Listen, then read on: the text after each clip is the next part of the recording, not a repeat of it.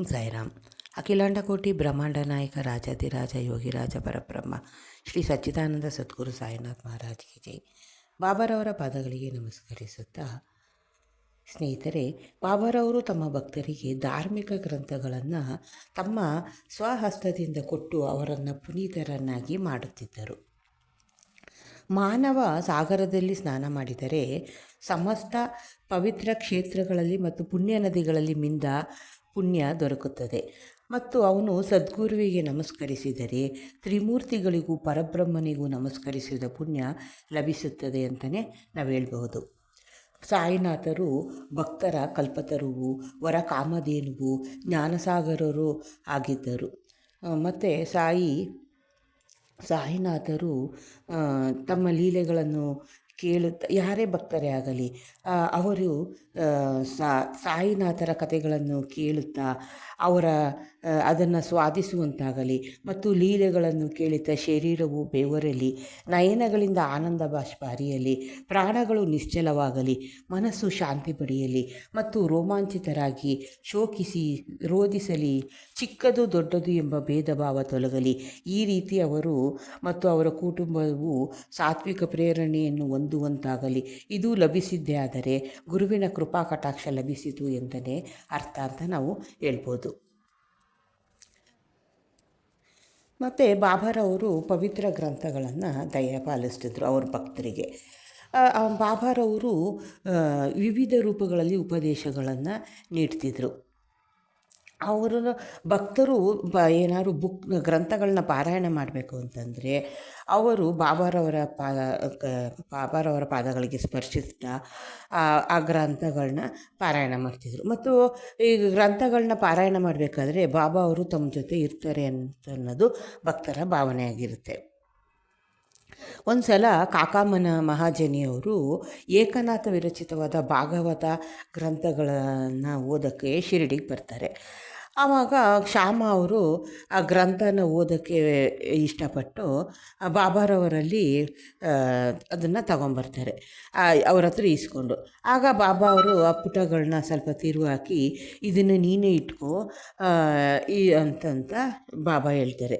ಅದಕ್ಕೆ ಶ್ಯಾಮ ಅಂತಾರೆ, ಇದು ನಂದಲ್ಲ, ಕಾಕಾ ಅವ್ರದ್ದು, ಪುನಃ ವಾಪಸ್ ಕೊಡಬೇಕು ಅಂತಂದಾಗ, ಬೇಡ ಬೇಡ, ಇದನ್ನು ನಿನಗೆ ಕೊಟ್ಟಿದ್ದೀನಿ, ಇದನ್ನು ಭದ್ರವಾಗಿ ಕಾಪಾಡ್ಕೊ, ಇದು ನೀನೇ ಇಟ್ಕೋ, ಇದರಿಂದ ನಿನಗೆ ಪ್ರಯೋಜನ ಇದೆ ಅಂತ ಬಾಬಾ ಹೇಳ್ತಾರೆ.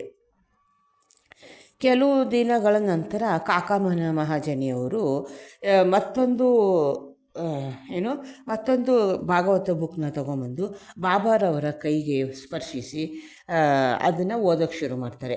ಆಗ ಬಾಬಾ ಅಂತಾರೆ, ಇದನ್ನು ಕಾಪಾಡು, ಇದನ್ನು ಓದು, ನಿನಗೆ ಒಳ್ಳೆಯದಾಗುತ್ತೆ ಅಂತ ಹೇಳಿ ಕಳಿಸ್ತಾರೆ. ಹೀಗೆ ಬಾಬಾರವರು ಅವ್ರ ಭಕ್ತರುಗಳಿಗೆ ಪವಿತ್ರ ಗ್ರಂಥಗಳನ್ನ ದಯಪಾಲಿಸ್ತಾರೆ. ಅಲ್ಲಿಗೆ ಭಾಗವತ ಓದೋಕ್ಕೆ ಶ್ಯಾಮಂಗೆ ಹೇಳಿದ್ರು. ಮುಂದೆ ವಿಷ್ಣು ಸಹಸ್ರನಾಮನವೇ ಶ್ಯಾಮಂಗೆ ಓದೋಕ್ಕೆ ಬಾಬಾ ದಯಪಾಲಿಸಿದ್ದನ್ನು ನೋಡೋಣ ಬನ್ನಿ. ಅವರು ಒಂದು ಸಲ ಶಿರಡಿಲಿ ರಾಮದಾಸಿ ಅಂತ ರಾಮದಾಸರ ಶಿಷ್ಯರು ಅವರು ಶಿರಡಿಗೆ ಬಂದಿರ್ತಾರೆ. ಅವರು ಪ್ರತಿದಿನ ವಿಷ್ಣು ಸಹಸ್ರನಾಮ ಮತ್ತು ಆಧ್ಯಾತ್ಮ ರಾಮಾಯಣನ ಬಹಳ ಭಕ್ತಿಯಿಂದ ಓದ್ತಾ ಇರ್ತಾರೆ.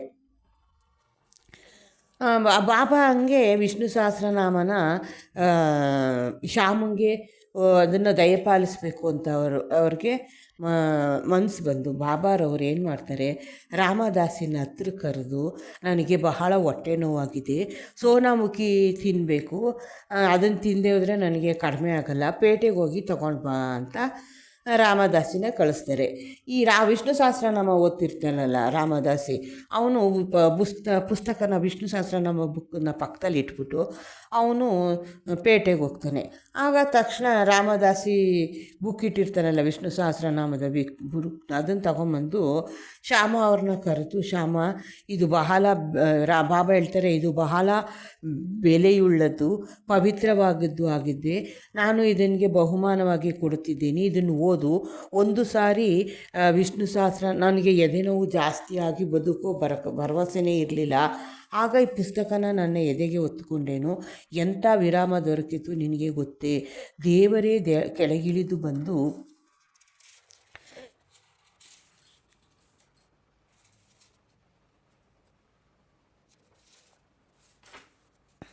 ನನ್ನನ್ನು ರಕ್ಷಿಸುವಂತೆ ಭಾಸವಾಯಿತು. ಇದನ್ನು ನೀನು ನಿಧಾನವಾಗಿ ಶ್ರದ್ಧಾಭಕ್ತಿಯಿಂದ ದಿನಕ್ಕೊಂದು ಬಾರಿಯಾದರೂ ವಿಷ್ಣು ಸಹಸ್ರನಾಮ ಓದು, ನಿನಗೆ ಕಲ್ಯಾಣ ಆಗುತ್ತೆ ಅಂತ ಬಾಬಾ ಹೇಳ್ತಾರೆ. ಆಗ ಶ್ಯಾಮ ಅವರು, ಅಯ್ಯೋ ಅದ್ರ ಈ ಬುಕ್ನ ಮಾಲೀಕ ರಾಮದಾಸಿ ಅವರು ನನ್ನ ಜೊತೆ ಜಗಳ ಆಡ್ತಾರೆ, ನಾನು ಅದನ್ನು ಬೇಡ ನನಗೆ ಅಂತ ನಿರಾಕರಿಸ್ತಾರೆ. ಆಗ ರಾಮದಾಸಿನ ತಮ್ಮ ಮೇಲೆ ಎತ್ಕಟ್ಟಬೇಕು ಅಂತ ಬಾಬಾ ಹಿಂಗೆ ಮಾಡ್ತಾಯಿದ್ದಾರೆ ಅಂತ ಅಂದ್ಕೋತಾರೆ. ಆದರೆ ಶ್ಯಾಮಂಗೆ ಹೆಂಗೆ ಗೊತ್ತಾಗುತ್ತೆ ವಿಷ್ಣು ಸಹಸ್ರನಾಮನ ಕೊರಳಿಗೆ ಹಾಕಬೇಕು ಅಂತ ಬಾಬಾರವರು ಮನಸ್ಸಲ್ಲಿ ಅಂದ್ಕೊಂಡಿರ್ತಾರೆ. ಮತ್ತು ಇದನ್ನು ಓದೋದ್ರಿಂದ ಸಂಸಾರ ಬಂಧನದಿಂದ ಮುಕ್ತರಾಗ್ತಾರೆ. ಪರಮಾತ್ಮನ ನಾಮದ ಮಹಿಮೆ ಇದರಿಂದ ಪಾಪ ಕರ್ಮಗಳು ದೂರ ಆಗಿ ಜನನ ಮರಣಗಳಿಂದ ನಮ್ಮನ್ನು ಮುಕ್ತ ಮಾಡುತ್ತದೆ. ಇದಕ್ಕಿಂತ ಸುಲಭವಾದ ಸಾಧನೆ ಬೇರೊಂದಿಲ್ಲ, ಇದಕ್ಕೆ ನಿಬಂಧನೆಗಳಿಲ್ಲ. ಎಷ್ಟು ಸುಲಭ ಸಾಧ್ಯನೋ ಅಷ್ಟೇ ಪರಿಣಾಮಕಾರಿಯಾಗಿದೆ. ಆದ್ದರಿಂದ ಇದನ್ನು ವಿಷ್ಣು ಸಹಸ್ರನಾಮನ ಬಾಬಾರವರು ಶ್ಯಾಮನವರಿಗೆ ಓದೋಕ್ಕೆ ಒತ್ತಾಯ ಮಾಡ್ತಾರೆ. ಈ ಕಡೆ ಪೇಟೆಗೆ ಹೋಗಿರ್ತಾರೆ ರಾಮದಾಸಿ, ಸೋನಾಮುಖಿ ತೊಗೊಂಡು ವಾಪಸ್ ಬರ್ತಾರೆ. ಆಗ ಇದನ್ನೆಲ್ಲ ನೋಡ್ತಿರ್ತಾನಲ್ಲ ಅಲ್ಲೇ ಚಿಂಚಣಿಕರ ಅವರು ಏನು ಮಾಡ್ತಾರೆ, ನಾರದನ ಪಾತ್ರ ವಹಿಸಿ ರಾಮದಾಸಿಗೆ ಎಲ್ಲ ಚಾಡಿ ಹೇಳ್ತಾರೆ, ಬಾಬಾ ಹಿಂಗೆಲ್ಲ ಮಾಡಿದ್ರು ಅಂತ ಅಂದ್ಬಿಟ್ಟು. ಆಗ ನೀವು ಬೇಕು ಅಂತ ಹೊಟ್ಟೆ ನೋವು ಅಂತ ನಿನಗೆ ಸೋನಾಮುಖಿ ಥರ ಕಳಿಸಿದ್ರು ಅಂತ ಎಲ್ಲ ಚಾಡಿ ಹೇಳಿದಾಗ ಅವನು ಏನು ಮಾಡ್ತಾನೆ, ರಾಮದಾಸಿ ಕೋಪ ಬಂದು ನಾನು ವಿಷ್ಣು ಸಹಸ್ರೇನು ಪುಸ್ತಕನ ಪಡೆಯೋಕ್ಕೋಸ್ಕರ ಬಾಬಾರವರಿಗೆ ಹೊಟ್ಟೆ ನೋವು ಅಂತ ಸುಳ್ಳು ಹೇಳಿ ನನ್ನ ಸೋನಾಮುಖಿ ಥರಕ್ಕೆ ಕಳಿಸಿದ್ಯಾ ಅಂತ ಅವನು ರಾಮದಾಸಿ ಶ್ಯಾಮನ ಜೊತೆ ಜಗಳಾಡ್ತಾನೆ. ಆಗ ಶ್ಯಾಮ ಏನು ಮಾಡ್ತಾರೆ,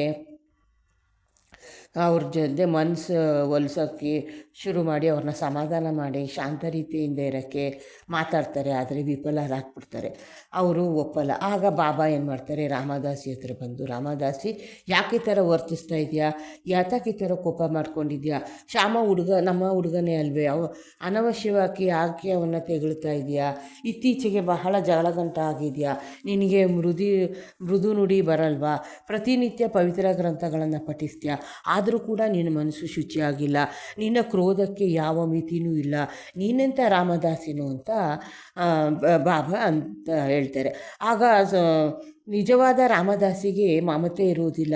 ಕೇವಲ ಒಂದು ಪುಸ್ತಕಕ್ಕೋಸ್ಕರ ಶ್ಯಾಮನ ಜೊತೆ ಜಗಳ ಆಡ್ತಿದೆಯಲ್ಲ, ಪುಸ್ತಕನ ಎಷ್ಟಾದರೂ ಹಣದಿಂದ ಕೊಂಡ್ಕೋಬೋದು, ಆದರೆ ಜನರನ್ನ ಕೊಳ್ಳಲು ಸಾಧ್ಯನಾ? ಸರಿಯಾಗಿ ಯೋಚನೆ ಮಾಡಿ ನೋಡು, ವಿವೇಕಶಾಲಿಯಾಗು. ಈ ಪುಸ್ತಕದ ಬೆಲೆ ಏನು?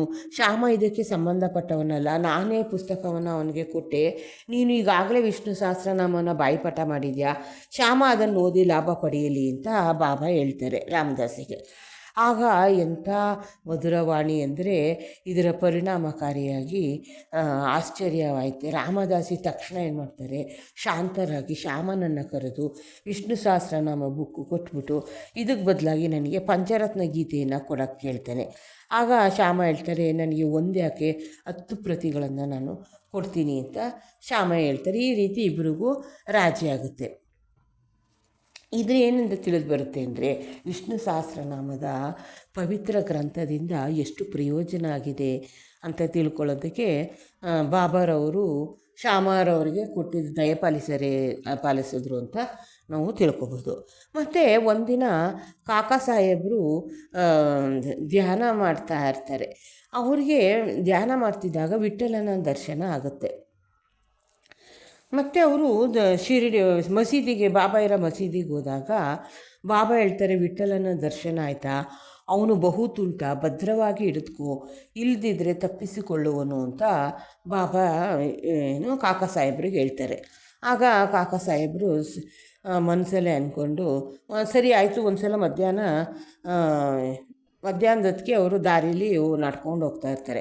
ಆವಾಗ 25-30 ಫೋಟೋ ಮಾರೋಕ್ಕೆ ಒಬ್ಬ ಶಿರಡಿಗೆ ಬರ್ತಾನೆ.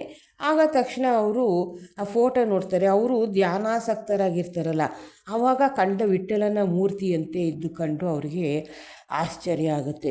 ಆಗ ಬಾಬಾರವರು ಹೇಳಿರ್ತಾರಲ್ಲ, ಅವ್ರ ಮಾತು ಜ್ಞಾಪಕ ಬಂದು ತಕ್ಷಣ ಅವರು ಒಂದು ಫೋಟೋನ ಕೊಂಡ್ಕೊಂಡು ಅದನ್ನು ಪೂಜಾ ಗೃಹದಲ್ಲಿ ತೊಗೊಂಡೋಗಿಟ್ಟು ಪೂಜಿಸ್ತಾರೆ. ಇದು ವಿಠ್ಠಲನ ದರ್ಶನ ಕಾಕಾ ಸಾಹೇಬರಿಗೆ ಆಗಿರೋದು. ಮತ್ತು ಗೀತಾ ರಹಸ್ಯ, ಬಾಬಾರವರು ಯಾವಾಗಲೂ ಬ್ರಹ್ಮವಿದ್ಯೆ ಅಭ್ಯಾಸ ಮಾಡೋರನ್ನು ಬಹಳ ಪ್ರೀತಿಸ್ತಿರ್ತಾರೆ. ಒಂದು ಸಾರಿ ಲೋಕ ಲೋಕಮಾನ್ಯ ತಿಲಕ ರಚಿತವಾದ ಗೀತಾ ರಹಸ್ಯ ಒಂದು ಪುಸ್ತಕ ಅಂಚೆ ಮೂಲಕ ಬರುತ್ತೆ. ಆವಾಗ ಬಾಪು ಸಾಹೇಬ ಜೋಗ ಅವ್ರಿಗೆ ಏನು ಮಾಡ್ತಾರೆ, ಅದು ಅಂಚೆ ಮೂಲಕ ಬಂದಾಗ ಅವರು ಅದನ್ನು ಬಾಬಾರವರ ಮಸೀದಿಗೆ ತೊಗೊಂಬರ್ತಾರೆ. ಆಗ ಬಾಬಾ ಅವರು ಇದೇನು ಪುಸ್ತಕ ಅಂತ ಕೇಳಿದಾಗ ಇದು ಗೀತಾ ರಹಸ್ಯ ಅಂತ ಅವರು ಹೇಳ್ತಾರೆ, ಯಾರೋ ಬಾಪು ಸಾಹೇಬ ಜೋಗ ಅವರು. ಆಗ ಬಾಬಾ ಅವರು ₹1 ಕೊಟ್ಬಿಟ್ಟು ಇದನ್ನು ಪೂರ್ತಿಯಾಗಿ ನೀನು ಓದು, ನಿನಗೆ ಖಂಡಿತ ಒಳ್ಳೆಯದಾಗುತ್ತೆ ಅಂತ ಬಾಬಾ ಹೇಳ್ತಾರೆ. ಮುಂದೆ ಕಾರ್ಪಡೆ ದಂಪತಿಗಳು, ದಾದಾ ಸಾಹೇಬ ಕಾರ್ಪಡೆ ದಂಪತಿಗಳು ಒಂದು ಸಲ ಇಬ್ಬರು ಶಿರಡಿಗೆ ಬರ್ತಾರೆ. ಈ ಕಾರ್ಪಡೆಯವರು ದಿಲ್ಲಿ ರಾಜ್ಯ ಪರಿಷತ್ತಿನ ಸದಸ್ಯರು ಮತ್ತು ಪ್ರಸಿದ್ಧ ವಕೀಲರು ಕೂಡ, ಪ್ರಸಿದ್ಧ ಭಾಷಣಕಾರರು ಕೂಡ ಆಗಿರ್ತಾರೆ. ಆದರೆ ಅವರು ಬಾಬಾರವರ ಮುಂದೆ ನಿಂತ್ಕೊಂಡು ಯಾವತ್ತೂ ಎದುರಿಗೆ ಮಾತಾಡ್ತಿರಲಿಲ್ಲ, ವಿರುದ್ಧವಾಗಿ ಮಾತಾಡ್ತಾ ಇರಲಿಲ್ಲ. ಅವರು ಬಾಬಾರವ್ರನ್ನ ಬಹಳ ಪ್ರೀತಿಸ್ತಾಯಿದ್ರು ಮತ್ತು ದೊಡ್ಡ ವಿದ್ವಾಂಸರಾಗಿದ್ದರು. ದಾದಾ ಸಾಹೇಬ ಕಾರ್ಪಡೆಯವರು 4 ತಿಂಗಳು, ಶ್ರೀಮತಿ ಕಾರ್ಪಡೆಯವರು 7 ತಿಂಗಳು ಶಿರಡಿಯಲ್ಲಿ ತಂಗಿರ್ತಾರೆ. ಆಗ ಶ್ರೀಮತಿ ಕಾರ್ಪಡೆಯವರು ಬಹಳ ಭಕ್ತಿಯಿಂದ ಬಾಬಾರವರನ್ನು ಪ್ರೀತಿಸ್ತಿರ್ತಾರೆ, ಪೂಜಿಸ್ತಾ ಇರ್ತಾರೆ. ಪ್ರತಿನಿತ್ಯ ತಾವೇ ಬಾಬಾರವರಿಗೆ ನೈವೇದ್ಯ ತಂದು ಅರ್ಪಿಸಿ ಆಮೇಲೆ ಅವರು ಊಟ ಮಾಡ್ತಿರ್ತಾರೆ. ಇವರ ನಿಶ್ಚಲವಾದ ಭಕ್ತಿಯನ್ನು ಕಂಡು ಬಾಬಾ ಬೇರೆಯವ್ರಿಗೂ ಕೂಡ ತೋರಿಸ್ಬೇಕು ಅಂತ ಮನಸ್ಸು ಮಾಡ್ತಾರೆ. ಒಂದು ದಿನ ಶ್ರೀಮತಿಯವರು ಪೂರಿ ಪಲ್ಯ ಮತ್ತು ಅನ್ನ ಸಾಂಬಾರುಗಳನ್ನು ಮಾಡಿಕೊಂಡು ಮಸೀದಿಗೆ ತರ್ತಾರೆ. ಬಾಬಾ ಬಹಳ ಹೊತ್ತು ಕಾಯ್ಕೊಂಡು ಇವರು ಬಂದ ಕೂಡಲೇ ಊಟ ಮಾಡೋಕ್ಕೆ ಶುರು ಮಾಡ್ತಾರೆ. ಆಗ ಶ್ಯಾಮ ಅಂತಾರೆ, ಬಾಬಾ ಇದೇನು ಭೇದ ಭಾವ, ಈ ಬೇರೆಯವರು ತಂದ ನೈವೇದ್ಯನ ಕಣ್ಣೆತ್ತು ಸಹ ನೋಡಲಿಲ್ಲ, ಶ್ರೀಮತಿ ಕಾರ್ಪಡೆಯವರು ಆಹಾರವನ್ನು ಮಾತ್ರ ಸ್ವೀಕರಿಸ್ತಿರ್ತೀರಾ, ಇದು ನ್ಯಾಯನಾ ಅಂತ ಕೇಳ್ತಾರೆ. ಆಗ ಬಾಬಾ ಅಂತಾರೆ, ಇದು ನಿಜವಾದ ವಿಶೇಷವಾದ ಅಡಿಗೆ. ಈ ಮಹಿಳೆ ಮೊದಲು ಒಬ್ಬ ವರ್ತಕನ ಹಸುವಾಗಿ ಬಹಳ ಕಾಲ ಹಾಲು ಕೊಡುತ್ತಿದ್ದಳು. ನಂತರ ತೋಟಗಾರನ ವಂಶದಲ್ಲಿ ಕ್ಷತ್ರಿಯ ಕುಲದಲ್ಲಿ ಹುಟ್ಟಿ ವರ್ತಕನನ್ನು ಮದುವೆಯಾದಳು. ನಂತರ ಬ್ರಾಹ್ಮಣ ಕುಲದಲ್ಲಿ ಹುಟ್ಟಿದಳು. ಇವಳನ್ನು ಬಹಳ ಕಾಲದ ನಂತರ ನೋಡುತ್ತಿದ್ದೇನೆ, ಆದ್ದರಿಂದ ಅವಳ ಪ್ರೀತಿಯ 2 ತುತ್ತುಗಳನ್ನು ಸ್ವೀಕರಿಸುತ್ತೇನೆ ಎಂದು ಬಾಬಾ ವಿವರಿಸ್ತಾರೆ. ಹೀಗೆ ಹೇಳಿ ಊಟ ಮುಗಿಸಿ ತೃಪ್ತಿಯಿಂದ ಒಂದು ಆಸನದಲ್ಲಿ ಬಂದು ಕೂತ್ಕೋತಾರೆ. ಆಗ ಶ್ರೀಮತಿ ಕಾರ್ಪಡೆಯವರು ಬಾಬಾರವರ ಪಾದ ಸಂಸವಾದನ ಮಾಡ್ತಾ ಕುಳಿತಿರ್ತಾರೆ. ಇದನ್ನು ನೋಡಿ ಶ್ಯಾಮ ಹೇಳ್ತಾರೆ, ಆ ಸೇವೆ ಬಹಳ ಚೆನ್ನಾಗಿ ನಡೀತಾ ಇದೆ. ದೇವರು ಮತ್ತು ಭಕ್ತರು ಒಬ್ಬರಿಗೊಬ್ಬರು ಅನ್ಯೋನ್ಯವಾಗಿ ಸೇವೆ ಮಾಡುತ್ತಿರುವ ಈ ದೃಶ್ಯವೇ ರಮ್ಯ, ಅದ್ಭುತವಾದದ್ದು ಅಂತ ಹೇಳ್ತಾರೆ. ಬಾಬಾರವರು ತಾಯಿ ರಾಜಾರಾಮ ಅಂತ ನುಡಿದ್ರೆ ಸಾಕು, ನಿಮ್ಮ ಕಷ್ಟಗಳೆಲ್ಲ ದೂರ ಆಗುತ್ತೆ. ಧಾರ್ಮಿಕ ವಿಚಾರಗಳ ಅನುಭವ ಇಲ್ಲದವರಿಗೆ ಇದು ಸಾಮಾನ್ಯವಾಗಿ ಕಾಣಬಹುದು, ಆದರೆ ನಿಜವಾಗಿಯೂ ಆಗಲ್ಲ. ಇದೇ ಅಮೂಲ್ಯವಾದ ಶಕ್ತಿಪಾತ. ಅಂದರೆ ಗುರುವು ತನ್ನ ಶಿಷ್ಯನಿಗೆ ಶಕ್ತಿಯನ್ನು ವರ್ಗಾಯಿಸುವುದು ಅಂತ ಹೇಳ್ತಾರೆ. ಬಾಬಾರವರ ವಾಕ್ಯಗಳು ಎಂಥ ಪರಿಣಾಮಕಾರಿ ಅಂದರೆ, ಒಂದೇ ಕ್ಷಣದಲ್ಲಿ ಆ ಶ್ರೀಮತಿ ಕಾರ್ಪಡೆಯವರ ಹೃದಯದಲ್ಲಿ ಈ ಮಾತು ನೆಲೆಯಾಗುತ್ತದೆ. ಅಂದರೆ ಈ ಕತೆ ಗುರುವಿಗೂ ಶಿಷ್ಯನಿಗೂ ಇರಬೇಕಾದ ಸಂಬಂಧವನ್ನು ವಿವರಿಸುತ್ತದೆ. ಇಲ್ಲಿ ಮುಂದೆ ಇಲ್ಲಿಗೆ ಈ 27ನೇ ಅಧ್ಯಾಯ ಮುಗಿಯಿತು.